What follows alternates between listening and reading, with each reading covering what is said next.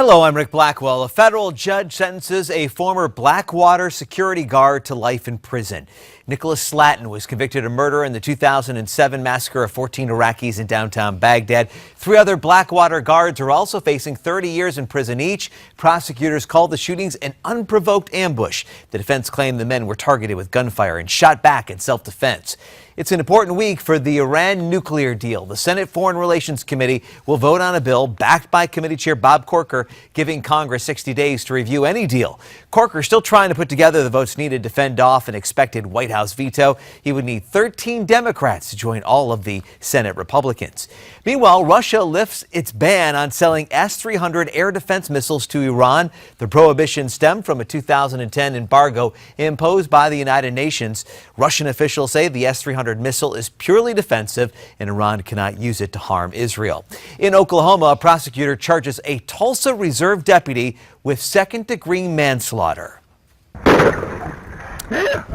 And that was a gunshot fired by the deputy Bob Bates during an arrest. Bates says he thought he was holding his stun gun when he shot 44-year-old Eric Harris. Harris later died from the gunshot wound. In Arizona, Jodi Arias expresses remorse as she's sentenced to life in prison for the 2008 murder of her boyfriend. I'm truly disgusted and I'm repulsed with myself.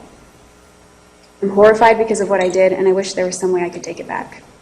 The 34-year-old Arias was sentenced in a Phoenix courtroom today for the deadly shooting and stabbing of Travis Alexander. She faced the death penalty, but that option was taken off the table last month when a jury couldn't reach a decision. A celebrity cruise ship returns to California after more than 100 passengers and crew members get very sick. Officials believe the sickness was caused by norovirus, an extremely contagious stomach illness that causes flu-like symptoms. The CDC says most people recover after 3 days. The Celebrity Infinity is getting a thorough scrub down, being cleaned and disinfected after the outbreak.